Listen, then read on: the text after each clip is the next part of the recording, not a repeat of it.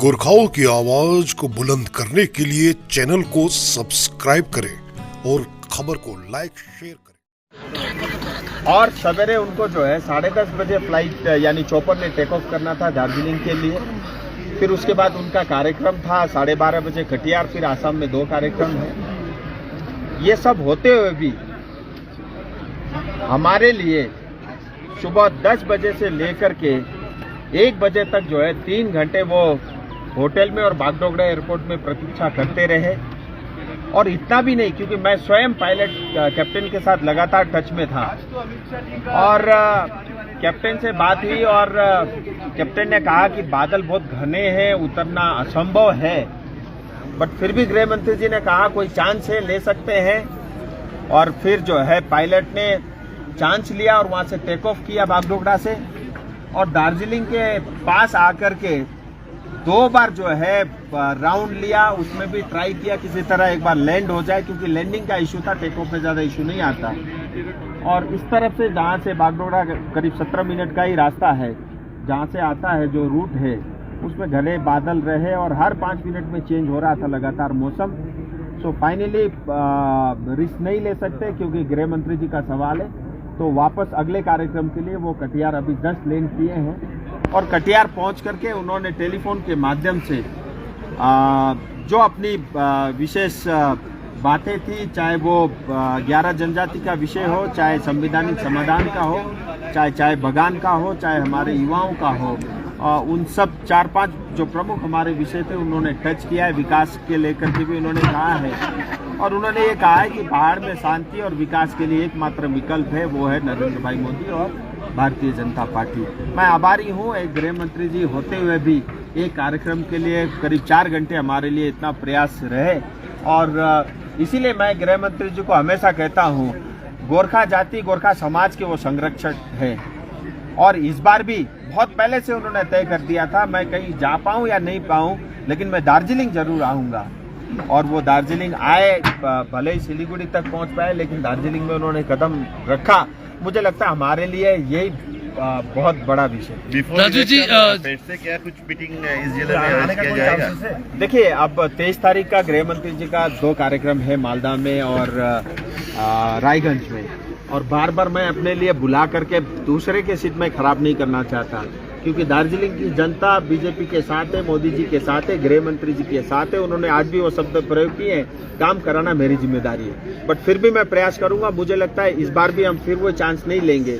अगर पॉसिबल हुआ तो मैं ये प्रयास करूंगा कि 23 तारीख को कोई अगर संभव हुआ तो भले ही सिलीगुड़ी में से एक बड़ा रैली या रोड शो करने की मैं चेष्टा करूंगा, लेकिन अभी मैं कंफर्म कुछ नहीं बता। राजू जी सिलीगुड़ी में अभी मैं यहाँ से तुरंत जा रहा हूँ सिलीगुड़ी, क्योंकि राजनाथ जी आ रहे हैं। उनका एक कार्यक्रम है शाम को 5 बजे, तो अगला कार्यक्रम के लिए मैं भी निकलूंगा। राजू जी, जैसे कि नजर में आया था कि मोदी जी मार्च में एक सभा किए थे सिलीगुड़ी में, और राजनाथ जी आज आ रहे हैं। अमित जी सिलीगुड़ी तक आ पाए, दार्जिलिंग नहीं आ पाए।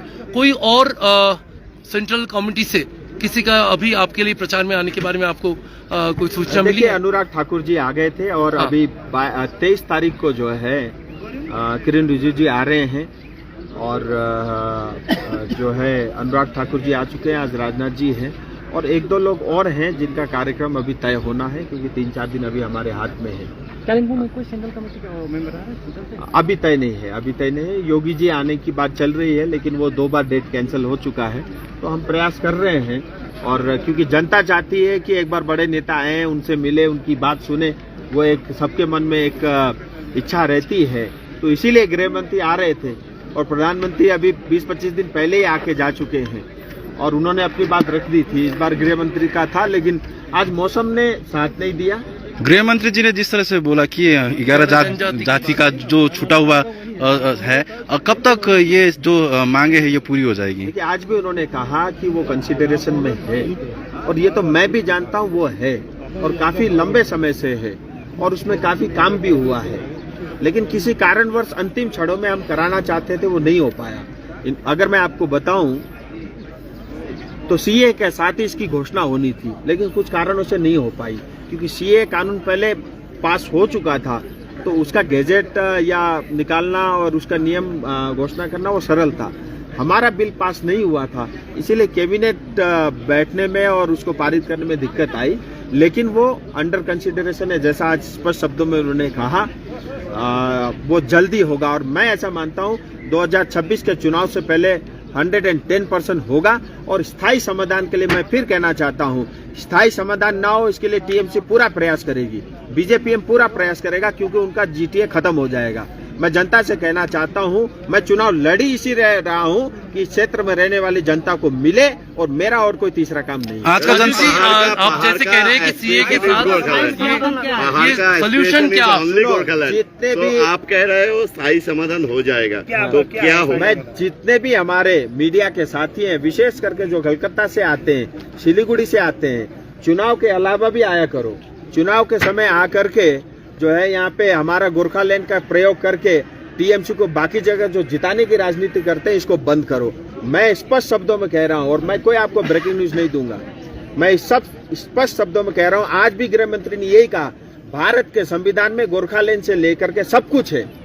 जब हम बार बार ये कह रहे हैं भारत के संविधान के अंतर्गत समाधान होगा, जिसको समझना होगा वो समझ गया, नहीं समझ रहा है तो मैं कुछ नहीं कहता। लेबुंग की जनताओं ने जिस तरह से आपकी जो स्पीच सुनी, यहाँ की जनताओं को आप क्या मैसेज देना चाहते हो, और क्या आपको लगता है कि ये जनसभा सक्सेसफुल हो गया? कर रहे थे। आज मैं आभारी हूँ अपनी जनता का। मैंने आज तक पहाड़ के किसी भी इतिहास में पिछले 5 साल में इतनी बड़ी आबादी और इतनी बड़ी जनसंख्या मैंने तो अपनी आंखों से नहीं देखी। मैं आभारी हूँ जनता का, दूर दूर से सवेरे से चल करके यहाँ आए, और ग्राउंड में जितने इसके आधे बाहर भी घूम रहे हैं, वो प्रतीक्षा कर रहे थे गृह मंत्री आए तो हम अंदर आए।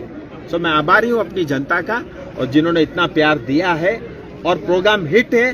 बस गृह मंत्री जी अगर अपने चरण दार्जिलिंग, उनको क्या मैसेज देना चाहते हो? तो और हिट होता। यहाँ की जनताओं को मैसेज क्या है? प्रयास किया, मैं उनका आभारी हूँ। जनता से एक ही निवेदन है, हम सब का शत्रु टीएमसी और ममता बनर्जी है।